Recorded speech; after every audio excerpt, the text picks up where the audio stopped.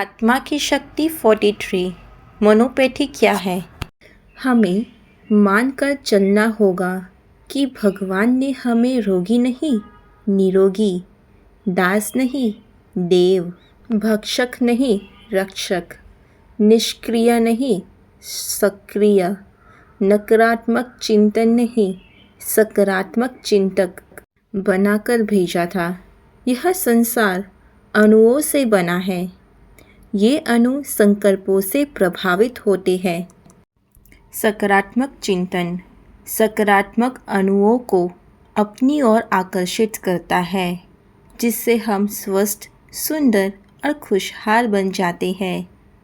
नकारात्मक चिंतन नकारात्मक अणुओं को अपनी ओर आकर्षित करता है, जिससे हम रोगी, असफल और अनाकर्षण बन जाते हैं।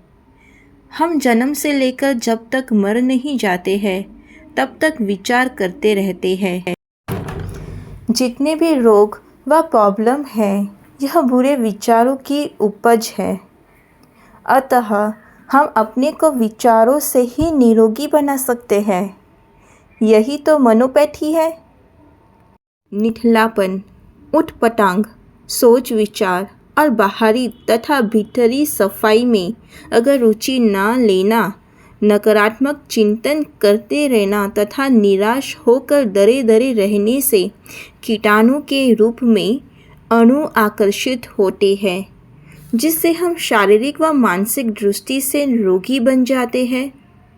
हम रोगी बन जाते हैं।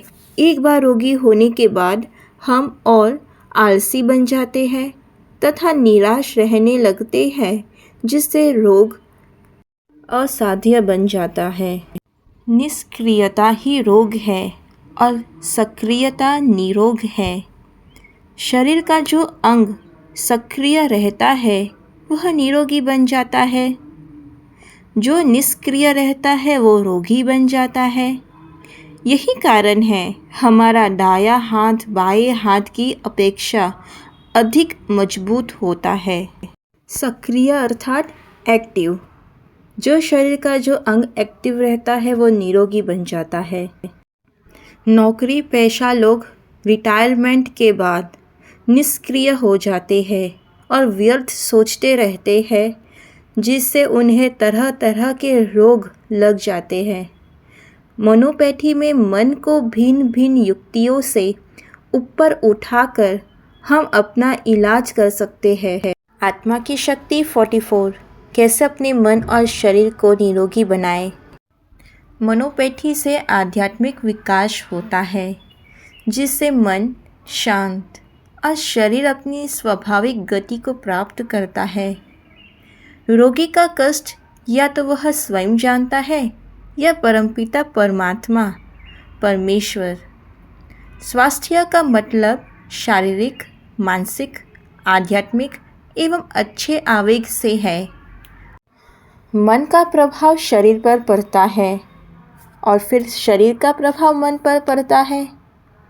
मन के डावाडोल रहने से, माना चंचल रहने से, मन के चंचल होने से शरीर रोगी हो जाता है तथा अस्वस्थ शरीर से मन रोगी बन जाता है। स्वार्थी लोग अपने शरीर, मन, विचारों एवं विवेक पर पकड़ खो बैठते हैं। वे सदा बीमार व तनाव में रहते हैं। वे सदा बीमार व तनाव में ही रहते हैं। हमारी चिंता और दुख का सिर्फ एक ही कारण है कि हम इस चलायमान संसार में, जहाँ कुछ ठहरता नहीं, हर क्षण हर पल परिवर्तन होता रहता है, वह मनोवांछित वस्तु और व्यक्ति ठहराने की कोशिश करते हैं। हम में से कोई भी धन, दौलत और ऐश्वर्य को पकड़े रहना चाहता है। कोई मान मर्यादा, इज्जत, प्रतिष्ठा से चिपके रहना। कोई पति, पत्नी, प्रेमी, प्रेमिका, माता पिता की संगत मृत्यु तक चाहता है। कोई जीवन भर ऐशो आराम में रहना चाहता है। यही से मानसिक परेशानियां शुरू होती है। हर क्षण हमारे अंदर परिवर्तन होता है और एक वर्ष में शरीर का अणु परिवर्तित हो जाता है।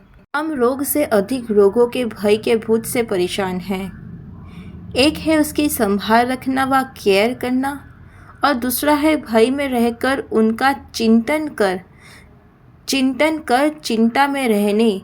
वह भूत मारता नहीं, बल्कि जीवन भर उसको परेशान करेगा। इसलिए कहावत है ना, चिंता जिंदे को जलाती है। आपसी विरोध, व्यर्थ की लड़ाई झगड़ा, टकराव हर ओर दिखाती है। ये भी भूत ही है। ओम शांति।